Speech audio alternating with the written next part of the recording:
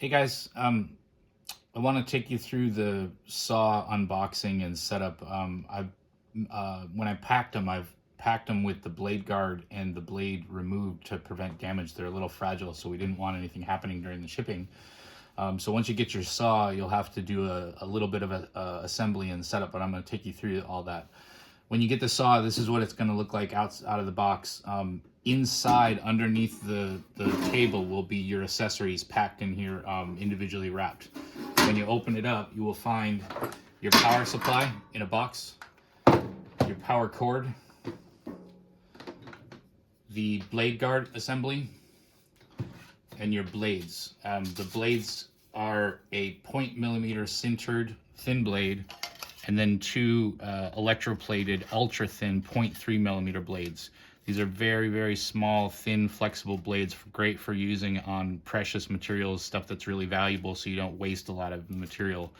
The sintered one will be your kind of regular user. This will wear better. The electroplated wear out a little bit faster depending on what materials you're cutting. So they're kind of a disposable, inexpensive blade, but they're great for slicing expensive things like opal or turquoise and precious gems.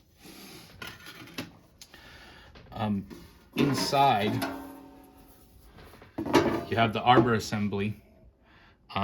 This is what sandwiches the blade.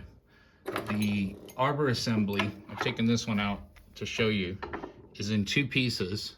This part lives on the saw, on the motor. This part comes on the outside of the blade.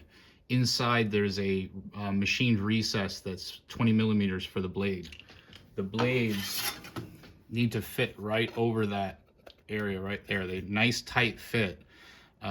When you change blades, if that area is dirty, you need to make sure and clean any residue off there real good. You don't want any rock dust or anything collecting in there, and because it's a very, very tight fit, and that prevents the blade from being sloppy or moving around on you. And then the arbor nut is stainless steel 6 millimeter aniline that just threads into the end and sandwiches the blade, and then you just take your Allen wrench to tighten it. The blades don't need to be super tight. You don't have to use gorilla strength, guys, to tighten these. It'll be snug is sufficient as long as it prevents the blade from spinning. If you over tighten it, it just makes it harder to get off when you want to change the blade. The other blades, the electroplated blades, they have to run in a certain direction. On the blade is marked an arrow. It's a little bit hard to see, so I've circled it. It's important that you install these with the correct rotation. It has little teeth. If the teeth are sloping the wrong way, the blade will get torn up really quickly. The angle of the teeth should slope back from the rotation, so the blade spins in this direction as the arrow notes. So just be careful when you install these. It would be with the text out. So installed like this, you should see the text on the inside of the right side of the blade. So we'll go ahead and put this blade on.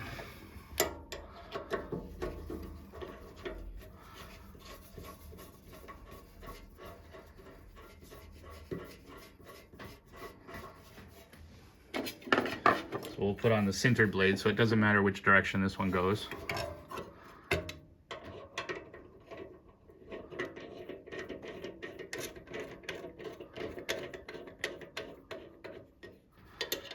Just put your wrench on and just kind of hold the blade and just give it a quick tug, and that's more than tight. You don't need to go any tighter than that.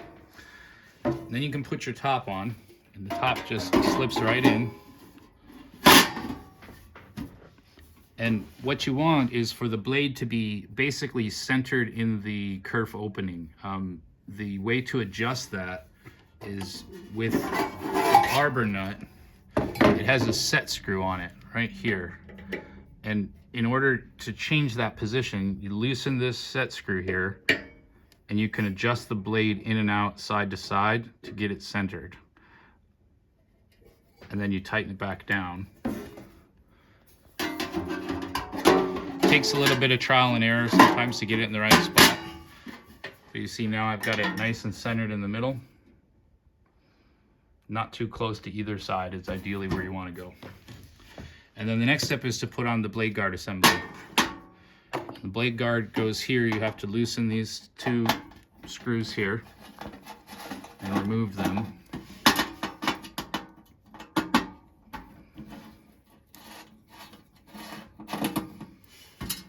like that. And then you take the blade guard assembly, slot it over the blade, and start the screws.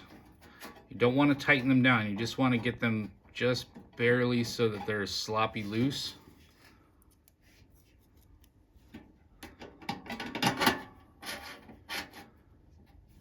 So we can still move the blade guard around. Now, the trick with thin blades is that they have a tendency to move and wander because they're flexible. So it's very difficult to get a thin blade to track straight correctly. The blade guard has been designed so that there's plenty of adjustment left to right and forward and aft and angular to get it in the right spot.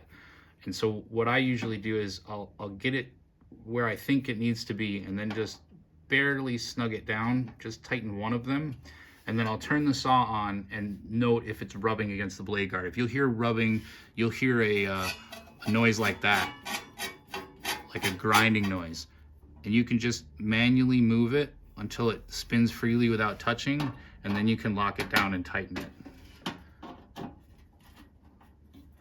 Once you tighten it, spin it again. As long as it's not making any noise, you're fine. If it's still making noise, you can kind of manually move it around a little bit till you get the right angle. It's a little bit finicky adjustment. It takes some trial and error. You might have to loosen and tighten these a couple of times. From then on, once you're tightened down, you can just raise and lower it if you need to access the blade for any reason, to clean it or to see anything. If you want to adjust the tension of how much pressure it takes to raise and lower the guard, there's a nut here and another Allen wrench that controls the pressure of how difficult this is to raise and lower. It doesn't need to be that tight, just loose enough that it can easily be moved. If it's too loose, it might start to rattle on you and make some noise. The power connection is on the back. It uses the same power supply and connector as our flat lap. So if you have a flat lap, you can just use the same power supply, and they're interchangeable. So just plug it in.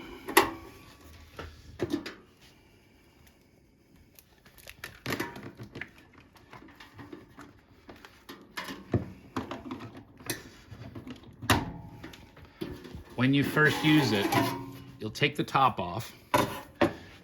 Make sure that this valve is in the closed position, which is across the valve like this, and you will just take a container of water and just fill it with fresh water up to about 1/8 to 1/4 of an inch up touching the blade. You don't need a whole lot of water. If you fill it too much, it'll just make a mess and shoot water everywhere. You just want the bottom of this blade to rest in the water about 1/8 to 1/4 of an inch is all. So maybe about 15 to 20 millimeters of water throughout the whole bottom is enough. Maybe 2 liters of water, a milk carton full. Once you've added your water, put the top back on. This is the on-off switch, or start-stop, I guess. Turn on the power. You notice the blade guard's made a little bit of noise. It's kind of rubbing, so we're going to try and get it so it's not rubbing. It's rubbing on the deck, so what we need to do is adjust the arbor nut. I'm not going to do that. We've shown you how to do that, but what we'd want to do is move the arbor nut in just a little bit to prevent it from rubbing. So you see it's not rubbing on the blade guard, it's rubbing on the table in this back corner here. That's the noise you're listening for if it's rubbing.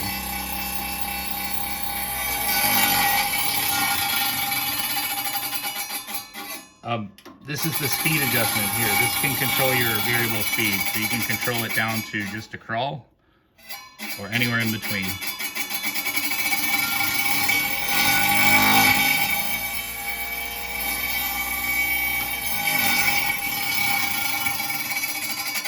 Sorry, I should have made sure we got that adjusted before we ran it for you. We're going to show you the usage on my saw that's already dirty from being used. So I'm not going to put any water in it. This is John's saw. John, we don't want to get your saw all dirty, so we're using yours as a demo. We'll save you the rock flour and the cleanup for your own use. When you're finished with the saw, you've still got about 2 liters of water in it. It's designed so when you're finished, you have it on the edge of your table. You'll bring up your bucket, your waste container, you'll stick it underneath it, and you open this valve and all the water will pour out. And at the last bit, you want to just tip the saw forward so that it all runs down to the drain. And then you close the saw and you're done with it for the day. In order to keep it healthy and happy, the best practice would be to wipe off with a dry towel your blade to keep it from rusting. So if you dry off the blade, you don't have to worry about the tank. The tank can stay wet as long as no water's touching the blade. You wipe off the blade, it should stay rust free. If you really want to protect it, you can give it a squirt of WD-40 at the end of each use, and the WD-40 will displace all the moisture and keep the blade from rusting on you. Okay, here we are in my studio with my already used saw for just general operating. Yours will start to get a little bit dirty. These are easy to clean, but not all of us clean them all, but they do wipe nice and clean. They are easy to clean, it's just I don't clean mine very often. Inside, I've got my ultra thin blade in. I use this blade a lot. It's great because it doesn't waste a lot of material. So it's very, very thin and flexible blade. They just don't last as long as the sintered. So I buy them by the 10 pack and I always have them on hand. When one stops cutting well, I just change it. To fill the saw, I just have a big water jug and I'll just dump water in until it's just touching the blade a little bit.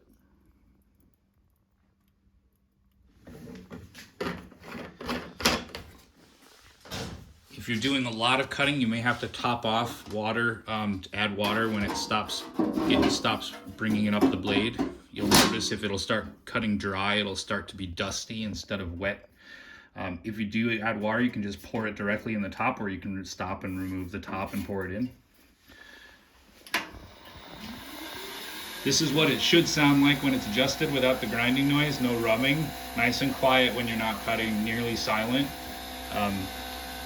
You can see that the water is working. It'll start to bring water up the blade. You'll get a little bit of water in front and you'll see a drip from the blade guard. These flexible blades are great, but they tend to wander in the cut. You have to help it a little bit. A lot of people are concerned about diamond blades. Diamond blades are really pretty safe, especially wet ones. You can touch them. As long as you're paying attention to what you're doing, you can gently touch them and you can stabilize the blade with your finger. I tend to, when you're getting started with a cut, I rest my fingers gently against it to prevent the blade from moving on me, and then just start the cut. And then you move the fingers.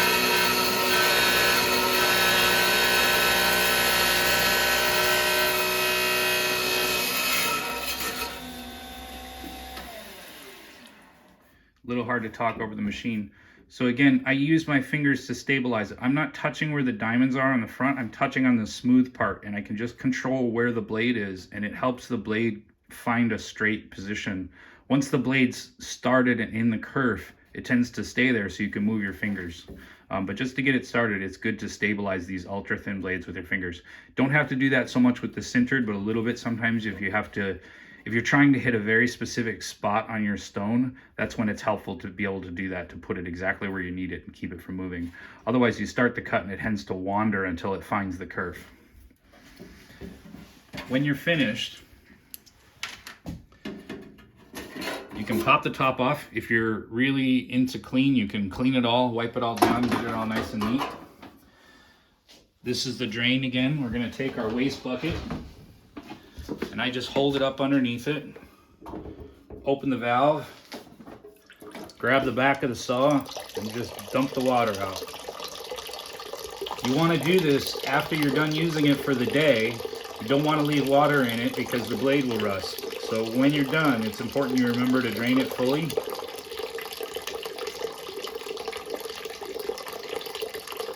If you're using oil or a coolant specifically designed for saws that has an additive that will have rust prevention, then it's okay to leave it in there. You don't have to change your oil every time. The oil won't rust the blade, and if you use a specialty coolant, it won't rust the blade either. But with water, it's really important you drain it. I always use water because I cut a lot of turquoise and opal, and they don't like oil. But if you cut agate, you might want to use oil.